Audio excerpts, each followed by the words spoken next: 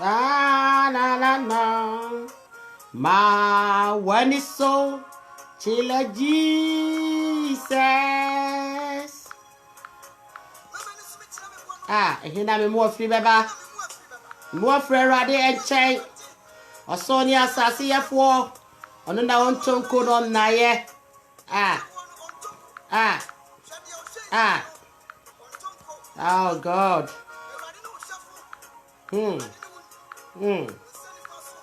Oh Jesus.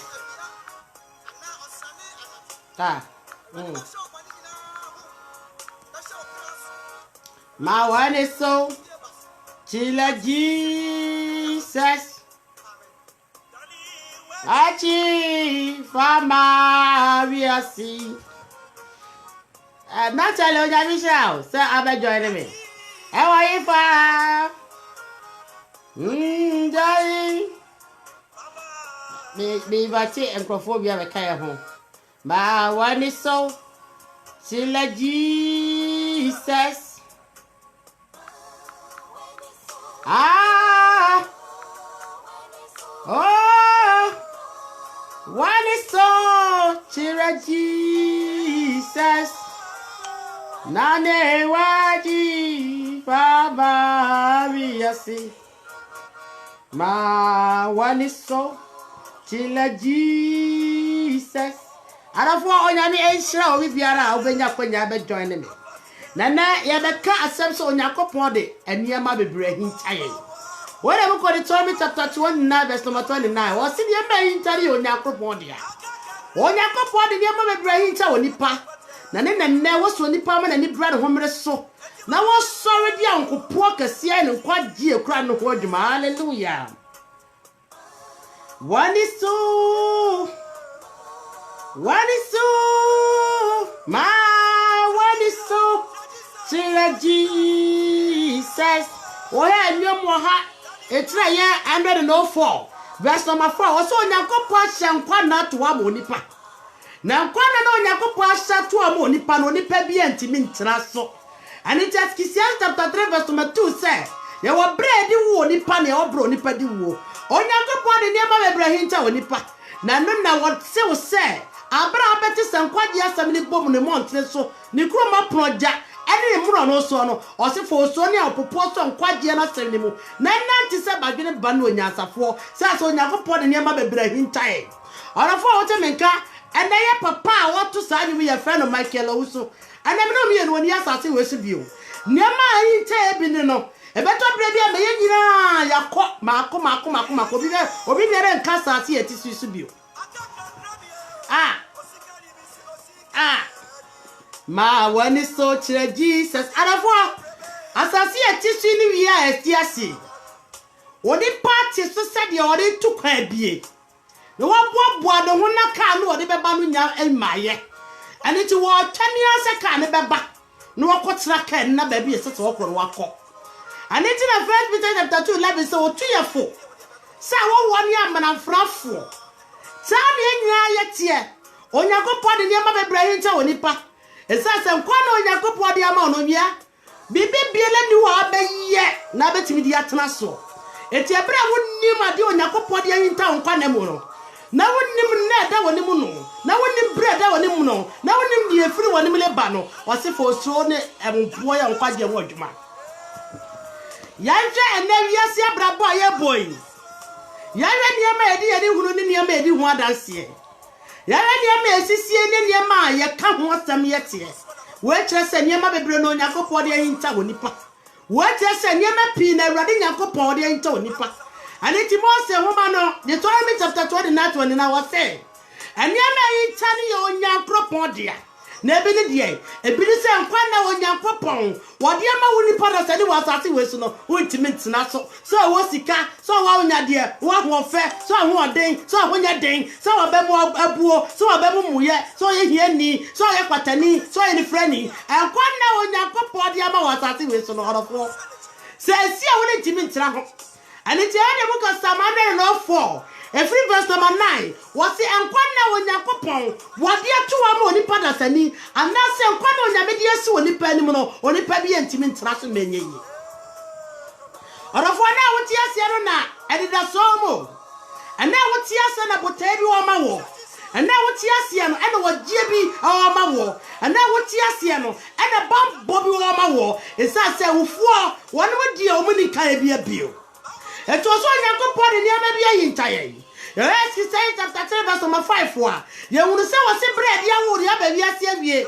wa ba wu wiase nwuru wiase da wiase ni je wiase hawo wiase bebre se ni wiase kon na brebe na ade be wo fra asase we so ane ti na na me na wo cho Yakobon se so Yakobon de niam bi ayintaye ye mo mpae o so Yakobon da wo se that so do what some bread na wasem e babede hinu wasem fa honhom tumi be kasa kire wo ma na bibia wie pe ya ma de ahopopo ne anigi aso wasem aye adwuma ya da wase so be ne sade adom ma adom mabro hu ansa de tinya da amen arafo ma yemfa ye tire konkon no yemfa enko Bible and sempa yankan de bi e wo asem aye papa Job kan e wo Job chapter 14 na yankan kakra bi e wo ho Job chapter 14 ho abohoma etire ye eye du 9 na sa asem na de papa Job chapter 14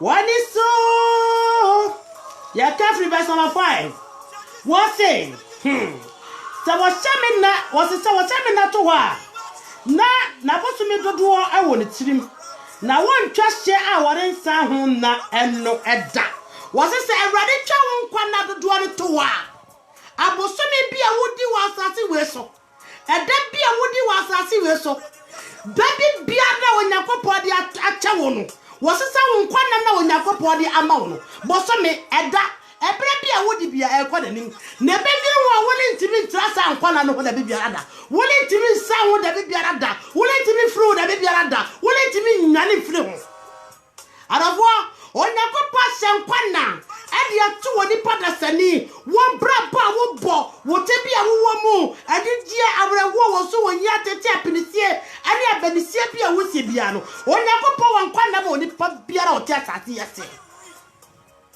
wasinde ta kwa na ne seduru wa wole ntimi ntraso na wole ntimi nyane firi ho na wole ntimi ehinta firi ho esa se Yakobon de nyina hinta woni pa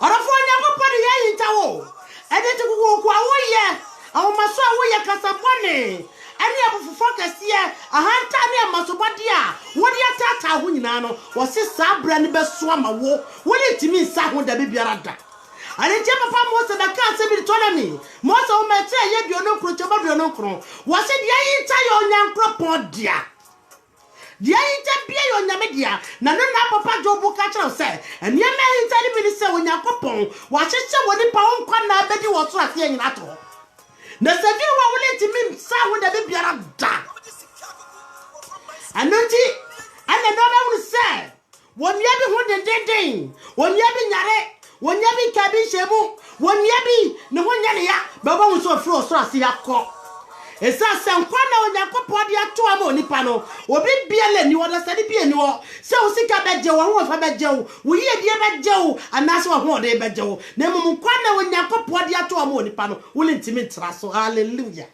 ale ti yanka ko akra wo se mika se nei woni firi ne so na wahome nkosi se obewie ne da se opanyini wasese na woni waso wahome mu no ahome ni befre won sase opanyini bi hallelujah arafo ana ma wadwe ne woni mra ahomre so yeni mkrofo mebre no woni nyina hyase abrabo yi mu yeni marofo mebre no woni nyina tu sa abrabo yi mu yeni mkrofo mebre yeni wonu ma bomu abrabo yi mu na so na wotu woni sa orehwehwe wo wotu woni sa ofra wo wotu woni sa opobi akwa so mu se ba kire no a wo hunu wonu bio esa so Yakobon de kwa na mo ni power ntra ho Yakobon de kwa na so ni pa ni mo dwuru woni timi montara Yakobon de kwa na so woni pa wa bra bom kene dwuru wa won timi nyane firi ho eni tie na wo ti ase ya odon brema ho ana wo ti ase ya badwere brema so woni ba woni aba ho so obema wadwira kaka wo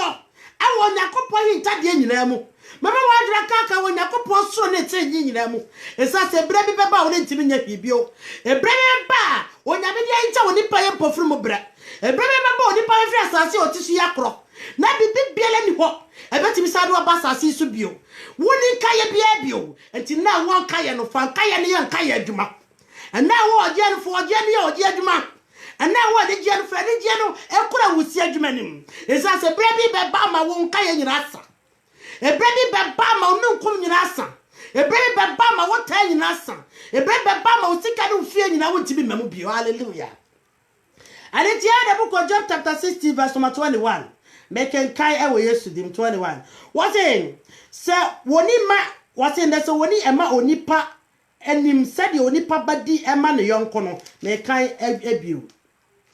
Make 20. Yanka Job chapter 2 Job 16. Yanka verse number 22. Was in that and fear our walk I no bedru na meko kwane ya mere ensa me mebio. Hallelujah. Was in the and fear me wana anobe duru na sadudra odasani wuni waje biabio na na abekwa kwane ya woni sama wachi bio eti ya wonu sa adofo bebre kwa sa kwane o ya wonu sa adofo bebre tu sa kwan ya wonu sa buhia bebre tu sa kwan ya wonu sa nafo bebre tu sa kwan ya wonu sa manifo bebre tu sa kwan na sa so no betu kwane ya wonu sama wachi bio nti ana wonu tu ya no wonu nkaye bia tu acha wonu dotu acha wonu majapade wonu mtibi membio and it's now what you say, will send a couple of Sunday men into Wonipa. So when you power bro, we are saying now, I would that dear. I would dear, and your man come in the Pavia. Nanya man don't quite be a bro or so. And it's on a couple of sons, Sassa in the year. The brave best swam Massasia, which is what is wako. A brave best swam and we are 7 trasebio. It's a veteran man, the Cademian and Tobacco. Was saying the enemy trouble for saying I'm dear true to him. Say I want 1 year man for 4. Yeah, I want 1 year man for 4. Say you metia the sana wotia. Sana no be ntibitia ka tesi bitia. Sana ma bi bitia, sana na papa bitia. Sana no be kunu obi yiri bitia. Sana obi be bitia na so na woni kaya wacha so asase so bio. Ebrebe be drama no mi anu kaya so akro. Ebrebe be drama me no mi anu doni nkuntu nya so atwa. Ma so cheni akaya nyina so betwa. And it's a brown one was your way for your genuine human. Hallelujah. And it's Yaka was saying, well, about to quine. Aquas assassin, I to her. One is son at his son, Bio. And it's a man all 4 verse 9 was in one letter to a Yakopon. What said you to the palace and one will intimate Srasumen ye? What intimate Srasumen ye? It is some 89, verse number 48. Was when the bell crowd as any bang. We see Canas when you're dear. And I was up a dear. And I would bet trust as you were swallowing no water. And dear now the better as you were swallowed of 4. Wouldn't water. Or be a capi and Shemuso by very dofu bio. Or be a capi and Shemuso by very, the man need be. Now that would be, ne mammy be the papa be, another near be. Now to say, another Yakopon, what the answer when the party joe the pentiment 20. A brave suya momuka in Rasta. A brave suya me a body from Monte. A brave suya mon maja paddy in our Waja assassin is so. And of course, I know Yakopon and Quadia Mawa. What do I do morning and then be a tio? Then I'm sorry that baby of TV I see I saw on Canning Human. What about baby of TV I see I was sorry. No more near that was so any power baby. It's as a dependina. I had not young quara. Now said you not a chairman so I consume the rest of the treno. Salan only power tip be any brabotia. The other book was exact of the 12 verse of myself was a chairman called a TMO. Now so no your crown of frock when you ponche. What of what baby be a let you walk? Yeah, crowd would never crowd with the beer at that. Baby, I watch it. Yeah, what you want now better with the baby at that. It's as I was saying. Yeah, what you on your own, and now your crown, I bet you see we for pain. A bit of my bed crab pain, a bit of my best some pain, a bit of my baby pain. That's what when your son said, I don't want a 20 watermelon or near as fast as he should be. And when you go put in your main to na na job trust ya won tia se na se di en na ban success na fifia adenti to read the book of John chapter 14 verse 7 to 14 was say dia wani na so say di dia se from na fifi na so ba na da no ho dia adan no nipa kwa asamrado a adan no nipa kwa from won san ensa na tibiem woni niam onyakopo dia ento nipa when you dear when you put power the angel nipa, and it said what he has now sorry for catasso. Nasa o crowd that's a crown paymo. Not a chama that's so mojaimua, or a 4 hour jebino when you put the amawo. What be crying one at the so aquado? Wobi ya free ya ni obeti ya ni ya. Wobi hinti na so wode kwa ne kra tie. Wobi te he so wan so de bio. Wobi da wo se na de so bre na no ano no. Wobi pensu ono ya no ano no. Wode onyankopɔ de ye no nyina kyawo. Ene mo de yin to nipa de ye ne ma wa hundidie. Eye ne ma enwanwa. Ne mo nipa aduru ho ntimi ntiase. And to John chapter 16:23 said, Wabekwa sasisu nya akwantu okwa wo mebio akwantu okwa anka ye bie ne wo man bio akwantu okwa wo su ne bebrese bie ne wo man bio na se na kwantu buo no akonta buo na ato ne nya akopon and it ya papa Jacob ka tre Pharaoh se Pharaoh na kwa na wo die yesai was me kwa na me die nyina na aye wo hane enkron na die aka nyina ya bebrese no hankwara na ka kra bi ne metu me gane makwantu aka kra bi ne me gane makoda aka kra bi ne fra asase so ko aka kra bi na asase am tisu bi na wie na me na so ahi hallelujah orafo ene so Onyankopon de na sema na so Onyankopon ade nda wo bo bedwuru wasomu a wo de kaka wo so wo de niam bi ahintawo wo de kaka se wo bre de be wo bra de be wo wo de kaka so Onyankopon wo da kase bi ere ba wo de kaka so Onyankopon wo bufufa bi e wa fo onipa ho wo de kaka se yo kra nkwaje ho adwuma wo de kaka se fo so ne apopo sare esa se bi a wo tie no enye ba bi a wo tie no enye ba bi a wo no wo yaka ho hallelujah. And it's here bibi awo the book of Job 21:21 to 23. Meka kakra. Job 21:20. O say meka bi.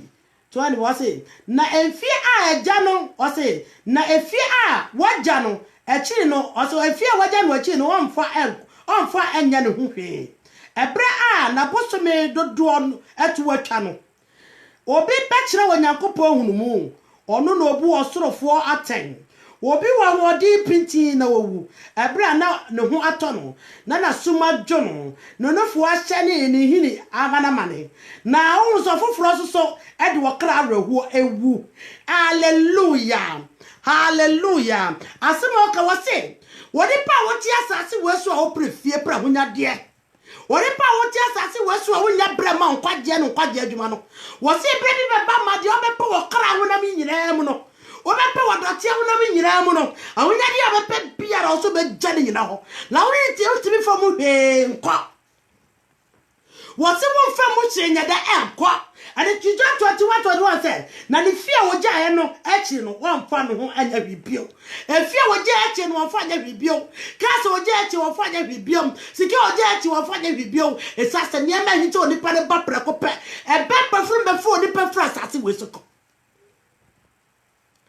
anyama Onyankopon de nto nipa ne ba prekope ne ba pofre mu be fa woni pa fra asase wesoko na no aka cha said na so ba gye no anya bre wanko na fa ne ko nya kokora ko na fa ne ko nya pesiri wanko anya ketesi anko anya baba wanko anya brati anko anya kranko nya motofo anko wo so obi biara wo so obi wa wodi pinti na bre na so ba gye no na ne ni agye na ne kraba no ho na wodi apeni ani wodi awusi atase weso no o se sa abre nim no wo be fa ne kro na ofoforo so di awrawo wo twa dia do sum me kwa ba wiase ba ya danie me kwa dai de hiahia me kwa dai na me so ma na apa me kwa dai na me di awrawo sa o se sa wodi pa no so bra wo tete no no wo afa ne ko and ya me ita oni pa ni papa mu eni papa mu ni kasie bi oni pa brabo se we oyeni se we sikani we yakra we yaketesia we yakokora we ya branchie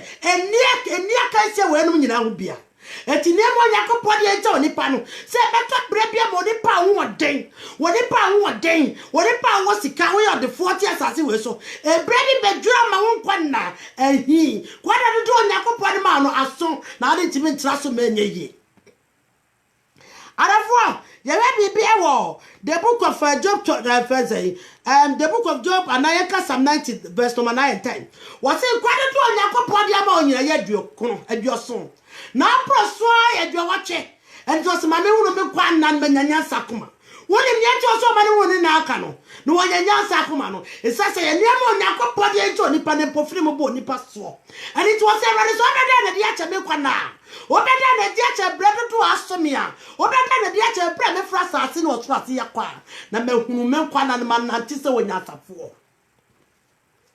Esaso Yakopon ento ni pentino. Onyame mo ni panka yo. Say bread no aso so frost ati we so. And then no bread twatwo no nkwa na dodo a wudi ye no. Ehina sa. Na woni bibi bia de wo so ase bio. Woni nka e bia wo so ase bio. Obi class of kwa sabia bo so me kwa bo. Na so ore be ko nkwa mbabio. And it ye read the book of Ephesians chapter 40 a. Was he one ye live war to say so ahwe form. Was say nye ye. Sa so Yakopon ni aba we nyina hinto nipa. Eto ase ma me hu me nkwa na ne manyanya sakoma. Exactly what we say, yeah, near my intention. What the party one, what they did was a big quabble, or maybe, or the side to one the near Jinabra Bomu. Abra Wabo will say so, Nako Posha, no Panaswacha. A probably so did Diabo Bodo here, and it was ready to see a friend rather than no Panatmicha. Baby Piara, what the power you can say. A trap bread to a money pacra, Temo my and it prepare one. Now when you answer, I come, hallelujah. And it is that Proverbs chapter 21 say, the Proverbs 7 verse number 1 say, Only Pada sending for children wawa home, and for that party I will seek out when Yama won't fair, will form a wujia so go talk, and for them be on Yako Podiama, baby Biara wawa home, and says that the chair that would win was them. And your name on Yako Podia Jonipa, and your friend the book of John chapter 4 verse number 14. Was a chair, make us at the Chimakwa, Chabe, what Chabe, Metabe, what is that name on Yamidia Jonipa, and Sansa, the Chianimpo, Ebia Nanto, and the General book of chapter 12 so Passia, Medo. From some is as a one kind, said never when I am ready to put dear, the ain't I dear. What you are Passia made your cram from some is as a one kind, so I never put the ain't town or done a dear. And the near man said, a bread yaw as I saw any dear, one on the yaw, one on a war, one on the here, one on the sicker, one on the fair, one on the time, one on the happy, not the only year, and what trap baby out of frost as he saw as he call. And it's about this guy, the book of John to Nat on Nasa, and then I 10 years and your Yakopodia, whatever was some 17 was in your Mahinta, or Yakopon, wine and the Ain't on Yamimuno, or bet me a done a dear, such a dear intent no Yakopodia, hallelujah. Other yeah, be our the book of Yanko, the book of Genesis, no, yeah, some of your Papa Jacob catching a fair loose. Bibi anyone that said you crown now one day. Dear one, Wabo, dear war, were here, war, Yadiaka war, Sika war, the Padia war, and what be anyone count on Padia, a count at the door, but you was as if a count at the door, like when you're in Yan in Mahon. I go Yan in Mahon to Sabatay. And the Papa Job was said, Job 16, 21, 20 say, maybe 2 as for you now want to. That's I want to and bet to me some metibio. That want to and bet to me Kaya be and yes, I see so me mante bio. Me Kaya Yabusia, me Kaya Nimi, be alarm yen we as a bio. And the Sako to the down on the penara, no Yakopodia in town nipa, Neda yet die war, and there Bobo Dian was so bread, drobre, no dear in Tony Passabrem. What is that? What I know, Master Festus, so crank what you want to. Hallelujah. Yeah, the book of Genesis. Uncle Genesis chapter 47.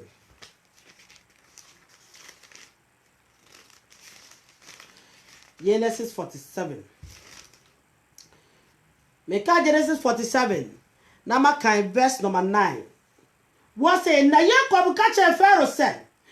What's in a fact? No, come catch a Pharaoh said, I may ho Pia asset line fish yamuna aye and few ideas. Yeah. Make one fish yamuna yet kakrebi. Na manian kwana. And no else in a drew major and quite fish yamu and na ever one. I will be asset line munemu. Was it a no major? And no more be as a table no better now as I so. Share a benyansa for a name casachal. You are some papa de copoca, yeah. Was it my one our beer as a trankwana? Son of France, it's not what you was at so. Say I will be as a trankwana. And a bread, brother, which I said, I'll what to say. Now the answer room more who's on your papa and your menu in Tony Pa. No, it's the first quality to a nurse or what I am a fraud for. Son will be a chair was as you were so, or the two nedanum. Obatuna Isaac Nena, Obatuna Rebecca, Nena, Abraham, so Obatuna did it. Now, when I was so a man, Tracy, when I was so I met 2 man, and Kaya be a new woman was Abraham what yet. And it's a bra. Father Libusa ne say na unkwa na yese no. O say aye 106. But say me ho obi asetena. Me ho obi asetena 106. Na de aka ye amane nkwara. Na ka akra na me ne meja no makoda. Na nu me ho obi asetena meja no tena ye no. Orofo a obi asetena na atimo. A obi asetena na wotimu asase so a. Wo se ye nya wo na fa wiase abode nyina anta wani ase. Wo se ye nya na kuku wiase nyina akura. Ye nya wo sa na wiase wo de obi enu obetima tananje. Na so ye papa Jacob say ya obi asetena na obetere mu. And it why the book of 1 Peter 2:11 was say me tumfo. Sa wo ho ani amanfrafo. Sa na etie eniema no nyakopɔ de nto ni pa bia watase we so. Eniema no ni pa bia ni ho adwene. Me kwa ba o mabiem, me ko to ba o mabiem, me ko dia ba o mabiem. Esa say eniema hinta woni pa. Aya eniema nyakopɔ de nto wo de okra bia na wote asase we so. Hallelujah pa.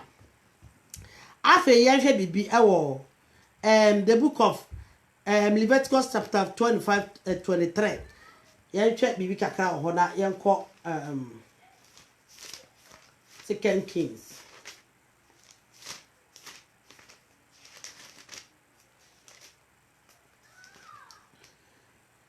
Making kakra.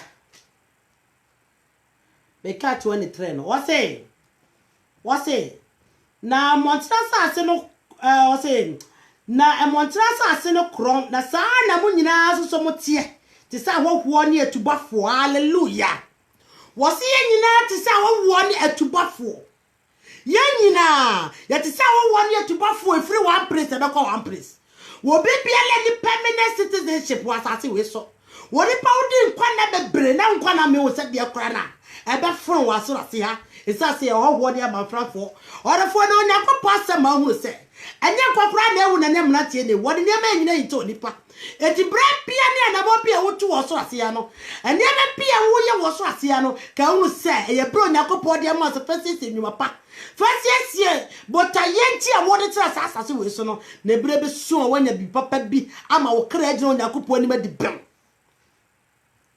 na so wode aye nsawe wode awiase de giefin wode aye niama ya gobone wode aye niama ya obra wode aye niama mfaso biala ni nti biala ni so mo ni pada sani obra yasi abro be firi ase akro ani to wase abra wotia no what say what to kwafo ani atubafo ebre pia ni o moda sani e o wie ase ne kwa na nyinara eti wase na dodo atoa mo nipa sani etie biara o be firi so ase akọ oni pe nyina wonya sani hunumu ye o woni penina di sa ne bayi adanse o woni penina gitum na so die na wo ye awon boa ne o tiesie be na wo siesie ade na mo na wutuo se bre bi beto na bre beso na nkwa na behi na be fra sase we so akoro ya ba be to nyim so be ni pa be bre no wa fra na pack up manumra e be dwa nyumra no no obio e sa se wo bre nyina to wo sa na tibia nyina to wo eti e dey book Leviticus 25-23 na wasi asase etisu ye ya wo ne atukofo ye turu ye kwa na bia besim na etu na kwa na bia besim obi biere no wo tira ne nkwa na imu akwapem bra Yesu ba no rasete ase nipa be bra ya ba nkwa na imu sa akọ ti ye ne beto bra bi Yesu obekro enti bra wo ru sa nyansa ni sa abadwini no ru nipa odi anwa da se so aka sa gu ombo wo nipa wo se woni nka ye bio wo nipa wo se woni odon nku bia biem no wo boa ene sei wana moto awuto akonya sa adwumra ne sei so be sie so akonya metre ho o be sie so woto akonya ma eya da fa so na ye dwi wasase se tumadagu a wanya tumada foforo bia fa oni pansa de si ye e wo de book of 2 Corinthians chapter 5 verse number 10 why the book of 2 Corinthians 5 1 up to 10 was this what dwi asase se tumadagu a ye want tumada foforo wan fa oni pansa de si ye e just obi biele ni wo yo be tira sase wo yeso ana kwapem da esa so be dra sase tumada yagu sa da tie kwa da tie na so be kwa so mo no honhom no ana owa atemu onyakopo ani e je the book of 1 Chronicle chapter 29:14 na was ya ho wori amafrafo sa no bi atie niam onyakopo de nto nipa de bi no wo e je Ecclesiastes 8:8 was obi biele no honhom so tumi no onyewo so tumi o da so tumi so ni ho o da so tumi ani ho to say I walk war dear man frap for. Quiet your dear bicha. Quiet will be ma. Quiet the so be soon. Quiet it or be tete. It's that's what really ruffle. That's what really mammy. That's what really papa. That's what really me. What really a downfall. Saturday, you won't have me be a crock. Or be no better we have to go him that. Ti ebre bi onyankopon dia ma fe ne no o se fo so ni apopo eya kwaje wadwuma ma woni na ho na nante se badwene ba ezase de bia ni wa okura mu nne wo wonne wo aya wo dia nne e betra wo da anu na mo de first Solomon o ka de wo goski sa chapter 2 so wo trans no o we nyasem e wo se ni amanyina na sa ni ma wo prinya nyanya kwasi asem so be bra wo pa wo nya dia pesika ko to kokum nipa akoto krofo dwoadwo na da pade no se ye ne mo nyina wo hu se ye wo de ezase fo so biara maso ne kra ne kwa na o de tra asase we sum me na ye dai me francha na ye dai me ne batwe na ye dai wo be hu de me na ye dai ekwa me ne be faso na ye dai e beto brebi na wo so ase ya nkwa na do asi ti e be book of Psalm 89 verse 48 wo so da se le biale ni wada woni pe biale ni wada ya wono wo so betre nkwa na emu ole hu owo da sasa wo ye to bo forward ati sunti no won kwa na bedru am watu kwan ti bra wo hu so betu kwan boaboa ho paka hu ne e besi wo na bra de so a wonya wakonto papa tu na wura fi bibiara wa kire sasa bra ya wede buko Genesis chapter 19 bra wo ani apinisi ne atwadwo ba so no Montgomery no na onyakopo abofo wo ka che onom se onom fra pofrim na to watem to wo mo abra na Lutu ne na ire kono Lutu ire siesie ne woye wa moabo ne woye sasa ti wo twa na ti sasa ti wo twa na ni hwe na ti wa mo se wan siesie ne woye na bra wonim so be siesie so woye abra wonim so ba bi ko wa konto bi kono abra wan kasa wo gitum so wo da masakom wo adamasakom wo ya masachi de obi biara foro wo Jeremiah chapter 9 21 wo so wo afra ba ya pomemu afra ba efie ne amo antere so na twa ye mrantie ne maba ne motofo agu wo afra ba eti ara bu ko sika 40 a wo so wo be biala one ewo te se nso wo hwe agu fo antimitisa sa abra wo nim se obi biala etwa to ne paso wo no boaboa wo si ho boaboa wo si wo na se wo wodi na paka be si wa wodi asumdua foro esa so obi no wo da so tumi dia edi atumi na wo so nkwa na be so na de onyakopo de ente oni pa no pa bra na ni age ne ho na ne kraba ne ho bra wodi pa fusu ye se bra we na afa de ma bra bo amebo no mehunu so na ne nkwa na dodo atso na ne nkwa na dodo aso ando tiri ye papa Jacob odi nya asa de hunu mu ni entiase eka kire Joseph se ma ho bi asetrai eya oha ne ensia ma ho bi asetrai eya oha ne ensia na ne aka nyina ya amane akwara na so anto be jare ma obi asetena wono de o matra ase di napi arafo ahunyansa wode bua no ano esa so bibia ohunu mu no wonim se bre bi be so ma do Yakobɔ de ento nipa no ada di wona bra bom so ope so one pair so I ready so when you ready and then the first Thessalonians chapter 5 ne say Yakobɔ da ne beba se yo ifu aba said wo wo ba no sara na tem wo da ne beba hallelujah and it ni ama nyina di adanse se niema ye kwa ye pre ho ye ku wi ase 1 Timothy chapter 6 7 and 8 was see at the journey at the ba ye na the jamu na be kro wo ba wo fa wi aba wi ase o koso amfa hwe nko and then to the book of Job chapter 16 21 what if ye ne fia oja wa kire no na ja pade oja wa kire no ne niema oja wa kire ne ma ntotofo a ne ma wo mo bo ne ba yalefo wo bia oja wa kire ma me abre wo ne papa abre wa wo no na the breadwinner on the family as wo oja wa ko wo se bibie no oja wa kire wo de bi beka ho akoro Job 16:21 bibie ni wo oja wa kire wo de bi beka ho akoro Orafo Onyankopon ni niam bia hinta de hinta Onyankopon dia and he said da wo de be wo nim and ti abra wo nim no ya wo de ho adanse no na dem se bi mo de ka kọ ama wo ti ase no ade a wo so ye ne sa pakare be sa ba na bre be duru se be ba no na wo siesie ohun yie wo pake wo niam bia wo de kro na wo ni ama wo chi Osato sikade bia wo ya mboabo no ye awara book of Luke chapter 16 wo mboabo no ye ti abro wo pakare fa no ne kro ye no za bre no wo se ama wo mboabo ye to sini ma fa ne ma de twasa me fa ka me ho ma fa ne ma de twasa me de ka me ho ene ti ma me san kro na me ko se me fie fo se wo se ade obi ma san ko bie o wo bi ma san ko bie o enti wo se wo do no nu nkum nyina atwa awara book of Ecclesiastes chapter 9 wo se ati asifo dem so be wo na ofo de oni kan bia biom etu one time onu nku won ma so che one do ni nyina ni kai etu cha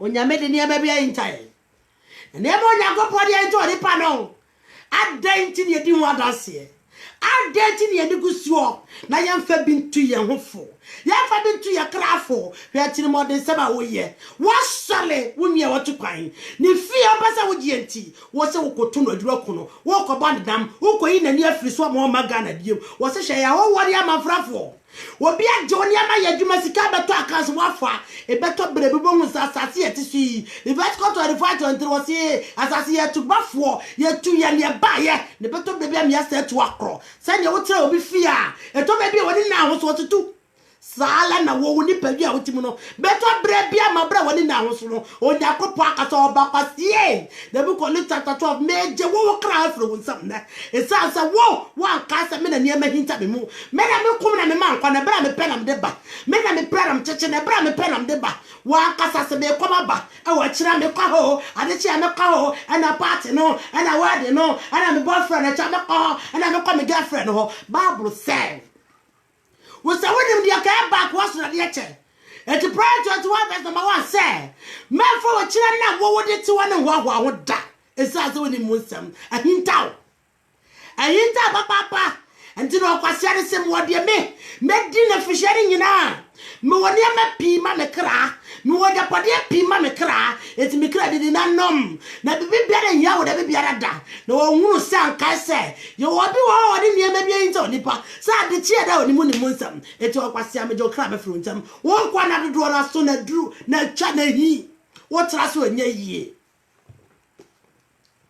ora fo abra papa David friend ba Solomon no to ne fo no awa the book of 2 Kings chapter 2 verse 22 ya di okaye wo se me ba me de me bless me na hi me kwa na duru se me tu kwan na kwatu a metu mere mabio and it is a wo be to Onyankopon sam na do onyame be nante a onyame be fa wo se ono ne ba na wa for man se ne mind afutu aye papa David what the ma Solomon no David be di hire amene wanya no wasam kan David be ye niam akase bebre na so bra ne kwa na Onyankopon ato na ne so ye no David antra so David ampa hom David antrasi bio ne kwa na so ye okoi no wakwa so afreda pade biara anko na no oni amuhunu mo ne tiase ne nyansa no wosuro say Onyankopon ne ma bia nta onipa Onyankopon wode ne ba bia nto nipa na niam wode bia nto nipa ne yakemo no owo ene ti be ya bra wote ase no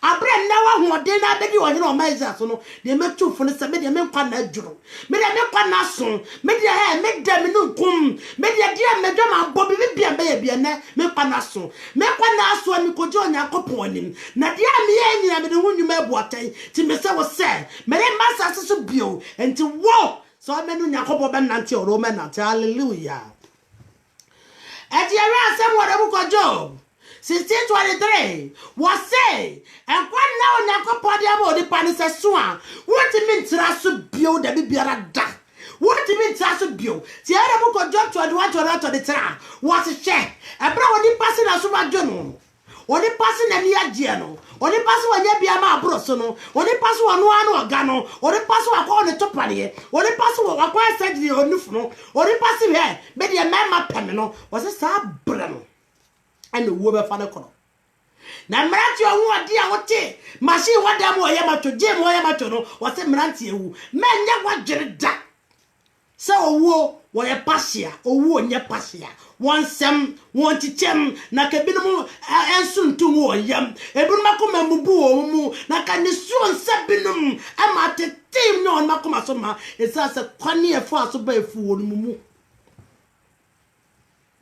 akwani efo aso ba na fu ye mu onyame de ne nyina hinta onipa na de gesi onyame de hinta onipa ya de ade titiro mienu atem wo be ba wiase nyina so ene da ode be wo fro krati asisie ati edi abre papa soro matura sidi no wu ni ama ne sare nyina yeye entokwa wako nyina wadi nkunim ekofo anya padi akoma so akwache go ra wodo babutura wodo efia wodo eniema wodo nyina wo yeye wotena ase no wu se ni nyina ye nkwasiasem eye badwene la hunu akwa osena me wu we me wu se ye badwene hunu esa se de bra bra nyina wu se ni nyina bie no a obetra se daadie eto wose so obebra wo fra no pack up manumere na se wo bra no kwasie bi no wo chibedi eya weni ndie mo nyakopɔ de nto nipa papa ne bre no obi ani ho ma mere papa ne bre wa brochire woni mo bre wa kajetia o mo bre wa Ghana no obi ani ho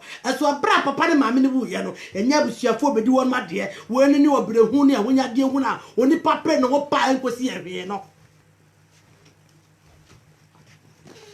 ade ti abra ya papa nyansani ya na dimu da ho ane ti na Vision 515 se na ti sabe manwe manye so no oni agene Arafu abra wo ko nyina no edi samade no na sabuso medodo Onyankopon wa dia to wanim no se de John 14 kai no se abuso medodo ye Onyankopon ato wanim no edwuru wo lintimi ntra so John chapter 14 verse number 5 up to 7 and 10 was wo lintimi ntra so bibi biala no abetimi di atra so etase onkwa na me onkwa na so onkwa na dwuru Onyankopon do de ma wo na braso so de na ade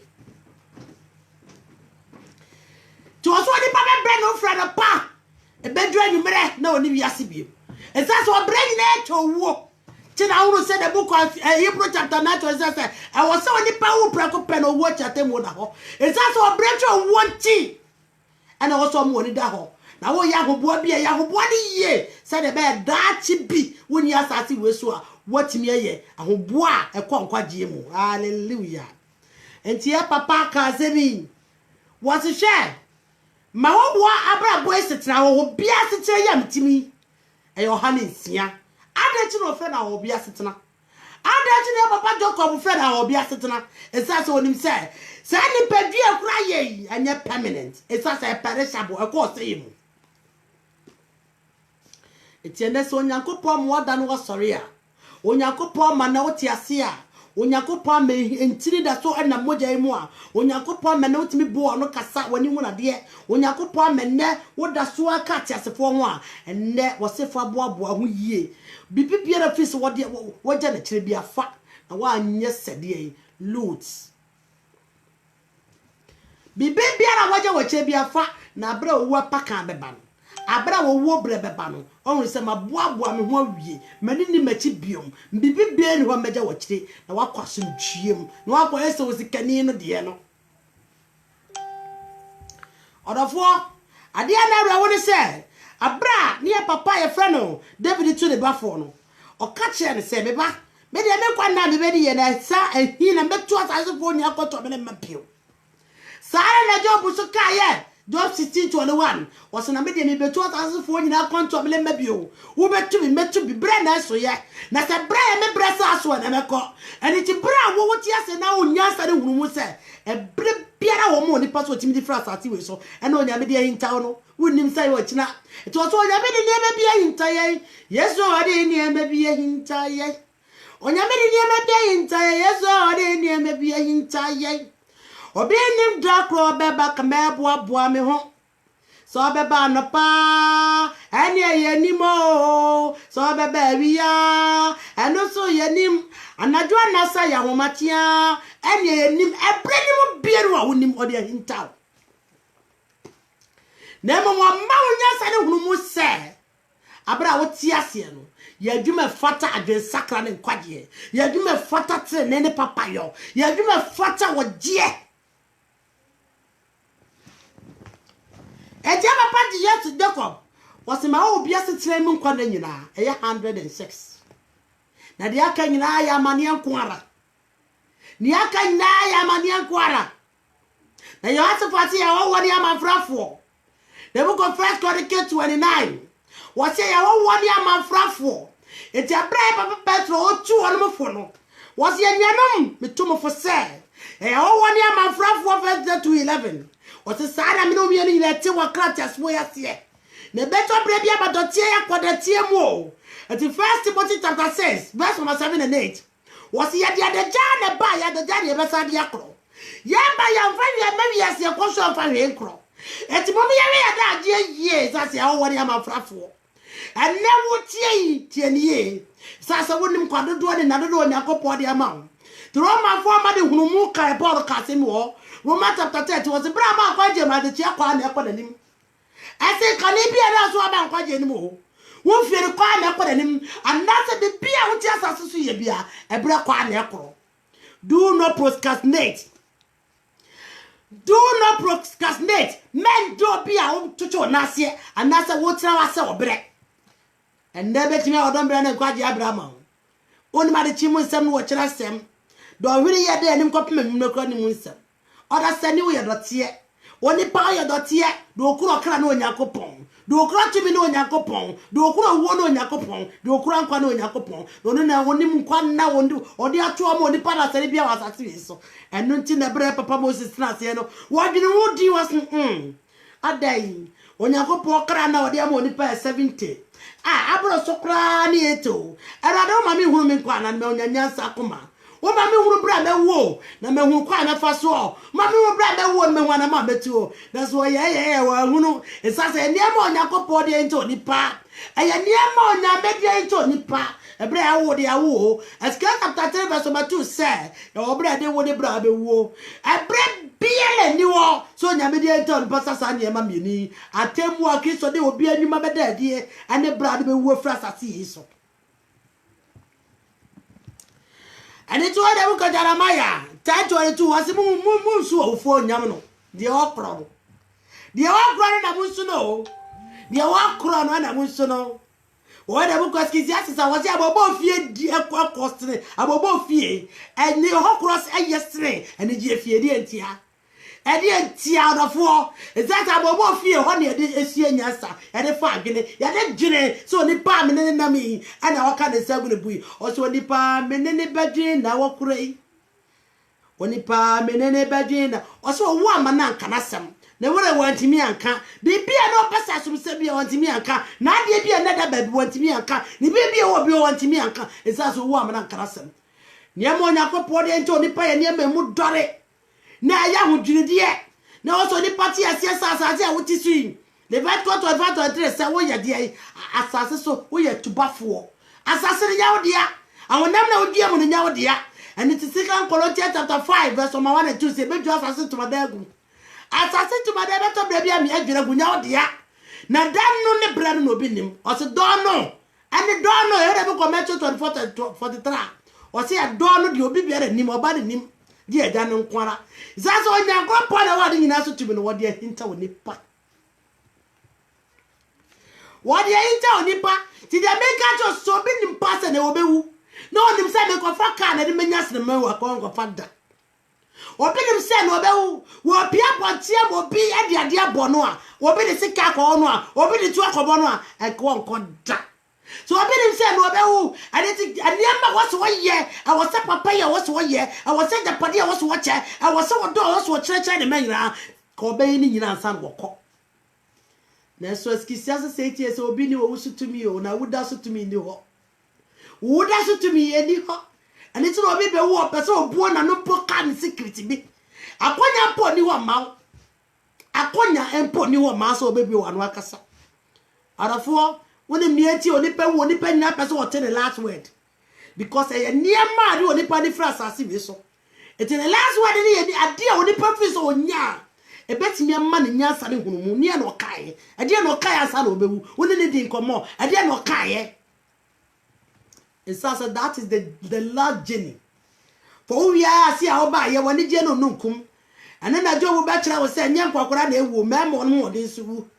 na bra oni pass na suma dwene Job 21 verse 23 masuma jire afedi ene e mekoyi wo se sa bra no bo so wuo ma mi de wo hia tete ne bai wo de wo hia bo so tete ne mo wure mu ne bai graduation ma mi yawu ne ba kwa abrochi obesi fie wo bebua no ama ne ma me papa yawu ne mia bra no ho a wawu sala no wo tie abra wo baro le hunu sa so nyakopon wo de nkwa na ato ni pa ho na ne na dwuro so de ntimi ntra so no se abra so obi so di awro na wo di hia orade me be wiase be ye dan ana metete hwe me ma adware kwa ne be ma na me post video bi to me Facebook so abra baba wo ba ko pe yare ba kan ne baba ko pe ne baba ko pe ne se ko wo da so to mi akwa ka so wo me be so owo me be woni obia owo me ye ni me be ni gie me be yare ho me be no kum me be na brabo owo China commission be na me so me be na me be nyina from yakọ na so say owo wono oni pa bia mageni no ono oni pa bia ni nkaye ono oni pa bia ntra sent na nyini momti obefa baba we ne koi baba bia no no so wonyin sani a wakọ hospital da abra wo ya no wuye obi piele ni wo so wo ani gie mu so areho mu so ahia wo so wo sika so ho onfe so ho nya fe so ya de fo so nya de fo so yo hene so nya hene se wudi atete wudi de bibi biara wo ye bia wo mfa ho ti bra wo ti woi enna wanyan ade chi ato wi wo se hwe wo ye tubafo asasi so eti abra ya papa ya fredo Moses otra wodi was Erade kwa na enio na mame hunu me kwa na be ma me nyansa koma era se bi ni se dawe na mewu a mesiese mu yi na sa so nya me de hinta oni panti esa se ya de hinta oni panti na twa so oni pa bia na hunu nti wose nwan ne betime hunu onyakopo hunu mu nwan pa no wo nya me hunu mu you can't esa so on fa ma hallelujah eje na wo ti ase no bomodi biara sa wodi sa wodie na no ebe ye dwuma wodi sa nkwadie na no ebe nante chapter 1 verse 7 woso obi bia de no wo obetimi enya onyakopo hunu mu ana obe hunu onyame adwene na sa ko obi ni mi so obe wu a ka osikani bi ni so obe wu a seka oyale ni bi nim so bewu ahodi fo bi nim so bewu ni anum nyafo mi nim so bewu a kode ne kwa na kakakra no betrase no odi adwindwene ne ma ye no nyina ho atwora to ho ma wo se enna ye mi wudai metro we me de atom ho se wiase mprehye bibia ni asase we so a ede nkwabra onipa enna ye mi wuda eti we na metro me de agya mokwan onya sa abre no kura ro watworo eni to ara sani a woti onyakopo asam ne mefa bibi biara wo hunu ne wo ho ho eza se bre bia ni wo ma onipa nkosi awieye ena bia ni onipa die nkosi ade biara nkro onipa nkosi bibi biara wo no enye wo dia eni ti eskisi asisa yo sankafo metre yensi etemo edumienu wose na nyansa hunu wose na odi nyansa hunu ase etnate sesika hunu ase tena na nimdie ye mfaso na nyansa gele ewura nkwa hwe onyankopon yo na nwan na obetumi ate dia wakia no onyankopon yo obibia de nim you cannot and you dare not eti bra odi ama wo no wo sori anopa wo se awrade ene so ma me kwa foforo wo ma me wo de foforo wo ma me beka atiasefo ho awrade me sa de boaboa me kwaje adwuma ene me sa de boaboa ma na ma adwuma ene me sa de boaboa me te ni adwuma awrade fa me tu wana ma fa me ne ope na se bra yi kura ye bra me bra so a wa de me kra si dina be ekron wo do sori ya na wa chimu wo didi ya se kwase na wade ye wo ko ase me ko be kwa ba ana na dia me kwa ko ye no ana me ko to no a wo se share wo yo kwasea obeje okra nkwa na afiri winsam esasa de ode nto nipa no owura na nkuara ne nim eto wo so wo de nyansa tena ase no de nyansa na tena ase no nyansa de tise sika de yewie mu hunu ehunu se nyansa de tibi ju onipa nkwa ani tira bible ka cho de bu Ephesians chapter 5:15 se na ate se de nyansa ni nyasa obi a oni nyansa na oni adwene esasa de tie de bra wona ye blebone ebrebe na abekọ edame na be firi mu akro won kwa na odi ama wo no etraso entra so. And it was one baby and was some 89. 48 you trans was me. Me dey me would jack. Me o won fere me. O won suro me. Ade beche no account say go. Hallelujah. It was a phone out here. So when him saw no that's to me dia. When him saw no cry the crowd to me no nipadua no crowd na woni to me dia. Come in the wa. Na ka na magene be pa na ko nipa nyina te se me se de Paul kan ne ko to ho medicate enso o se ka me nipa menya ka nipa nyina te se me na saka be tie me na be se me na ka ye kwa na ka ye ni mo Yakobɔ de amaye ye nyi bɔ nipa nyina nwu ye nyi nunkum nyina nwu ahoyi a ye nyi kusukusu nnantidwitwa ye nyi ata nyina nwu ye nyi wose atachere ma ye nyi kwankonsa ni nsekuru aniwa ye nyi ye ni mo nyina ntontwene ye fa nipa dua foforo abrabɔ no nante na bre bi ba so e be free mukura no a ehun se da bi ya sasese ni padua no adwura go na ye woda foforo bi osiesie di amaye ye woda foforo bi osiesie di edom ye woda foforo bi ya sa akwakotere mu eno ni wodom bre ne kwaje bre ma onyame ni na asembre wo se ye woni botaye nti ye bi wa wo mie na no nka but Yakobɔ botaye odi na na asem kasa no eye hunu mu agene eye nyansa agene e ma wo nkwo tie no no se ne ye be hu Yakobɔ botaye mu nyina se no onyame ye no nioma ti wo se di Yakobɔ ache no ntimi ntere no onyame ni niema ye nyina nti onipa de bei na wo betimi ate no Yakobɔ ache no de bei na onyame kura na betimi ade ti wo se mi de hinchawo enkwa na we na de ba wiase na nkwa na de be wudi wudnim eti nan wodom bre enkwa je bre woje bre enfaso na awusie bre so Yakobɔ de adom wo se fesiesie wo nkwa na ide asem ya brao me ma Bible verses sa obetimi atua we the book of Isaiah chapter 7 verse number 2 and 4 ege kakra wase abobo de afie kro yesere esano fie kro firi se eno ye enipa nyina awie ye na atiasefo de ehye wankoma arewo yesere awo yesere se de na woni mobrohu ye emu akoma mu yedia ye ade jina okasa asem sa bobo fie die across yesere eni die ni sano fie kro so ni penim anaju ada na nimu kura ko betina se no wosu no so akwati so bia woni na to adakam de na ekokoto to form de na shawa ani jina Jeremiah chapter 22 se mensu awufu onyam no memo ba bia okro ko besu ono no say odofo na ne braso wo okro yo odasani no okro yo obente no okro yo asemesi no okro yo obe no okro yo be me no okro yo ya mami no okro papa no okro yo na yeso da ben ye be kro yeso da be because yanka bi anshem because onyare because on compreni because bibi bi anye no eso okọ esa se ne nkwa na dodo aso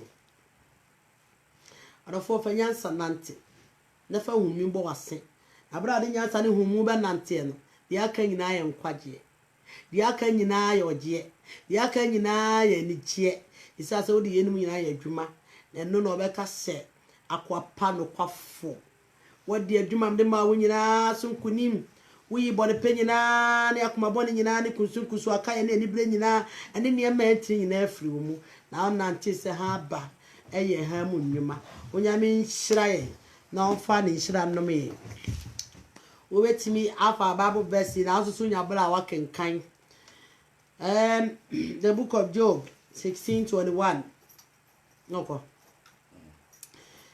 the book of Job 16:21 Job chapter 21 verse number 21 to 23 Job 14:5 up to Job chapter 13 Isaiah 7:2 and 4 First Peter chapter 2 verse number 11 Jeremiah chapter 9:20-21 Psalm chapter 89 verse number 48 2 Samuel chapter 14:14 Job chapter 21:23 Ecclesiastes 8:8 First Chronicle chapter 29:14-16 James chapter 4 verse number 14 Ecclesiastes chapter 6 verse number 12 Genesis chapter 49 verse number Genesis chapter 47 verse number 9 Psalm 90 verse number 9 and 10 Leviticus chapter 25 verse number 23 2 Kings chapter 2:22 yo pacha for me ba sisi hello yeah adumara kwa